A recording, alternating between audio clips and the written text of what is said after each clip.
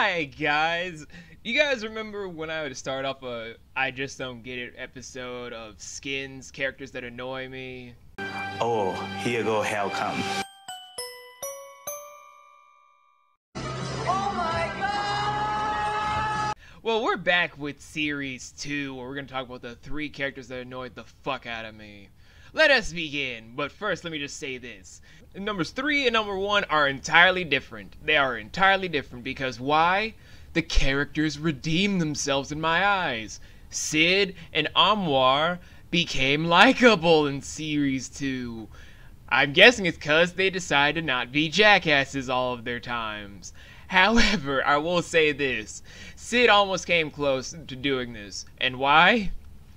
Because in Series 2, he decides to do something so horrible to his best friend that it's almost unforgivable because of him being a dick during the first 2 episodes, becoming redeemable, being a dick in episodes 7 through 9, and then redeeming himself throughout the last 3 episodes of Series 2 before leaving the show.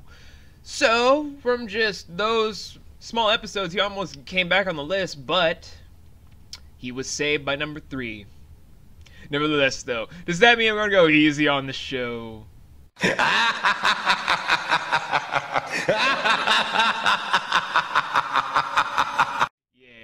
no. I'm giving this to y'all raw. Let us begin. I'm sorry, Maxie.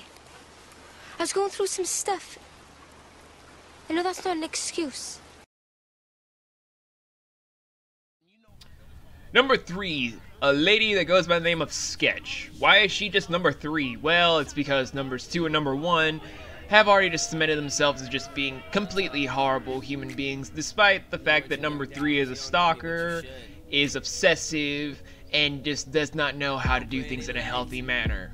Why? Because Sketch in Series 2 is a horrible human being. First of all, her mother has a very sick disease, kind of like how me and Theo have sick mothers. But on the other hand, Sketch literally went out of her way to sneak into her object of desire's place to steal from him, wear his clothes, and take photos of him from a distance. And when she wanted to get close to him, she would poison people, or she would dress up their closest friend to look just like her object of desire. And then when she was done with that, she would slip away from the show until she was ready to just drag her fingers and claws into the person that she used in the first place to then just have some sort of control over her object of desire. This was me more recently. Hapless. Hate-filled hopelessness, laced with lust and lasciviousness. I flew face first into Anwar's pants, and what dwells there? My nirvana. And before you guys ask that question, who's our object of desire, V? Who's our object of desire? It goes by our favorite sassy gay man of Maxie. A lady wants to jump his bone, but he is still just like, I am gay. I don't let ladies jump my bone. Of course! Sketch needed some issue work, but because she vanished halfway through her own plot lines, she ended up just being number 3 because we don't know how far she would have gone if she was on camera all the time, and quite frankly, that is disturbing, but not as much potential. So we're just gonna move on from number 3 to number 2. Hi, Effie. How are you?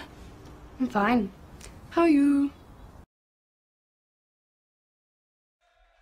Michelle, you have returned once again to reclaim your throne as the second person to annoy the fuck out of me throughout all of Series 1 and 2.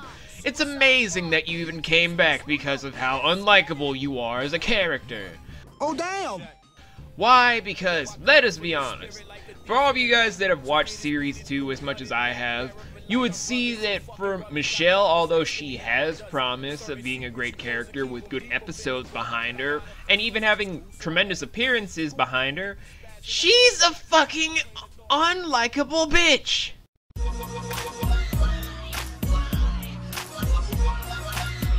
Why? For all of you guys wondering, why? Well, for all of you guys that haven't watched Series 1's finale, let's just say that someone ended up very, very broken after a tremendous horrible, traumatic car accident, where they couldn't do what they used to do, and now, because they can't deal with that in an adult situation, trying to just handle things in a realistic light, they're just like, fuck you, I'm just going to do whatever I want, screw whoever I want, and never make sure you recover. That is Michelle in a nutshell. And when that is done, she then tries to go off to enable Sid, who's going through some tough times in a later part of Series 2, where she fucks him right when he's about to get back together with his girlfriend, Cassie, over a fight that they had when she moved away. And when that's all said and done, do you want to know how she tries to do things with her other friends? Like how Jel is supposed to just go through something traumatic in her own storyline throughout Series 2? She does nothing until the final act, where it's just like, oh, this about my life, this about my life, this about my life, this about my life. What about yours? I don't care. This about my life, this about my life, this about my life. Oh, you're trying to tell me this? Oh, this about my life, this about my life.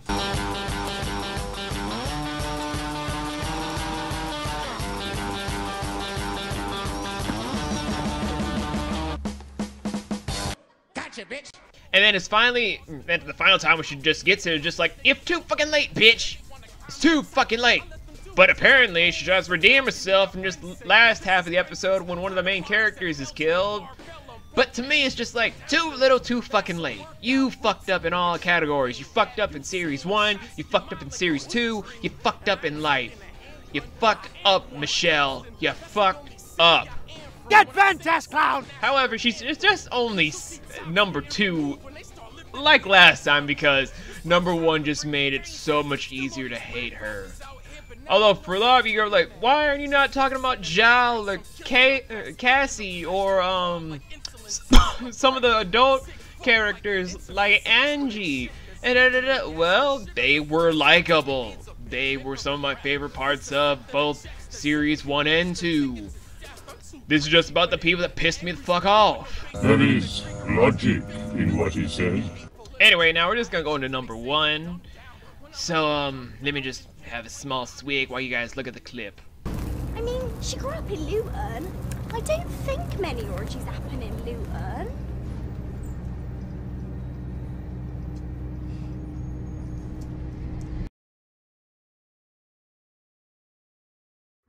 Number 1. Elizabeth Effie Stone.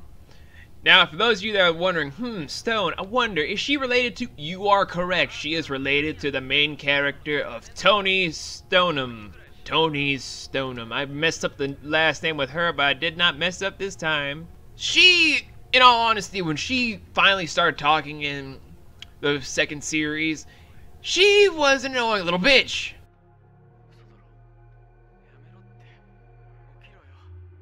I wanted to stab her in the fucking face. I wanted to...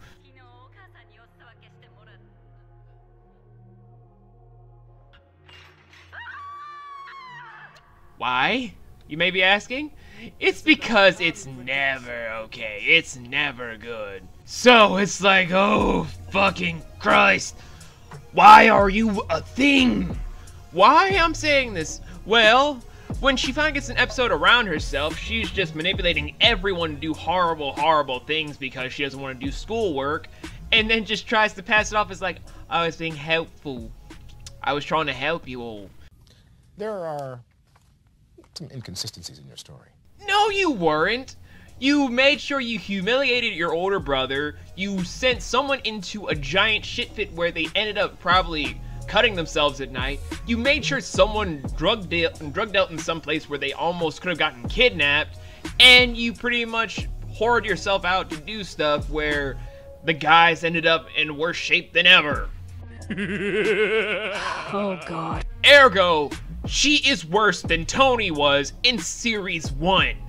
Sure, he did dick things in Series 1 that were horrendous, but at least when he did it, you had a sense of he's just doing it because he didn't know any better. He's just doing this because that's how his mind works, as like a sociopathic nihilistic prick. He has a sort of ideal that ends up evolving into care over the last couple of episodes. But with Effie, It doesn't do that. It carries on from here, guys. It carries on from here. Oh, no! She is worse than her brother, despite the fact that she is just as smart as him. And that is what makes her my #1 most annoying character in Series 2. Hi, Mom. We're just gonna pick up. She wants to know what we're picking up. Drugs.